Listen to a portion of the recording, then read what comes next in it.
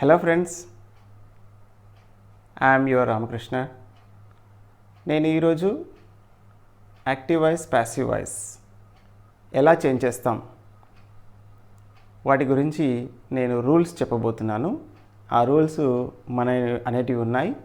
ఈ రూల్స్ నేర్చుకున్నట్లయితే మనం ఖచ్చితంగా యాక్టివ్ వాయిస్ నుండి ప్యాసివ్ వాయిస్కి మార్చవచ్చు, మరియు ప్యాసివ్ వాయిస్ నుంచి యాక్టివ్ వాయిస్ కూడా చేంజ్ చేయవచ్చు. మరి రూల్స్ ఏంటో చూసేద్దామా? పదండి. ఈ రూల్స్ అనేటివి చాలా ఇంపార్టెంట్. ఇవి ఖచ్చితంగా మనం మెమరైజ్ చేసుకోవచ్చు.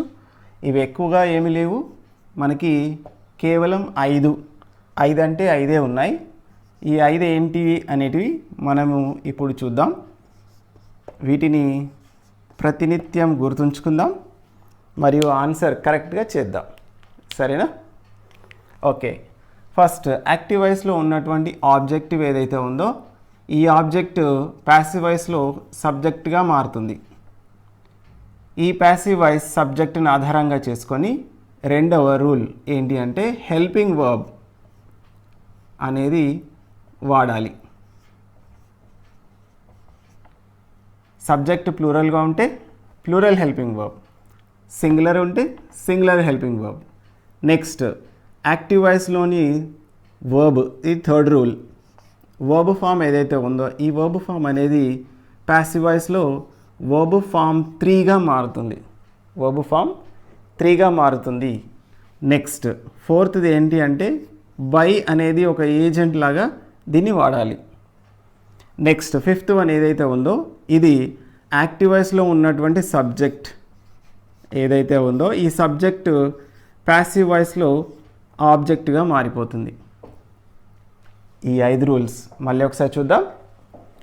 యాక్టివ్ వాయిస్లో ఉన్నటువంటి ఆబ్జెక్టివ్ ప్యాసివ్ వాయిస్లో సబ్జెక్ట్గా మారుతుంది. రెండవ రూల్, ప్యాసివ్ వాయిస్ సబ్జెక్ట్ని ఆధారంగా చేసుకొని హెల్పింగ్ వర్బ్ అనేది వాడాలి. సింగులర్ అయితే సింగులర్ హెల్పింగ్ వర్బ్, ప్లూరల్ అయితే ప్లూరల్ హెల్పింగ్ వర్బ్ వాడాలి. మూడవది, వర్బ్ ఫామ్ ఏదైతే ఉందో యాక్టివ్ వాయిస్లో ఈ వర్బ్ ఫామ్ అనేది ప్యాసివ్ వాయిస్లో వర్బ్ 3గా మారుతుంది, third form. Next, fourth rule, ఈ బై అనేది ఖచ్చితంగా వాడాలి. కొన్ని సందర్భాల్లో మనం వాడకున్నా సరిపోతుంది. ఐదవ రూల్ ఏంటి అంటే యాక్టివ్ వాయిస్లో ఉన్నటువంటి సబ్జెక్ట్ ఏదైతే ఉందో ప్యాసివ్ వాయిస్లో ఆబ్జెక్ట్గా మారుతుంది. ఈ 5 రూల్స్ ఖచ్చితంగా మనం గుర్తుంచుకుందాం, మనం ఆన్సర్ చేద్దాం కరెక్ట్గా. మరిన్ని వీడియోలు చూసి మరిన్ని కొన్ని విషయాలు నేర్చుకుందాం. మరిన్ని వీడియోల కోసం లైక్ చేయండి, షేర్ చేయండి, అలాగే సబ్స్క్రైబ్ చేసుకోండి. బాయ్.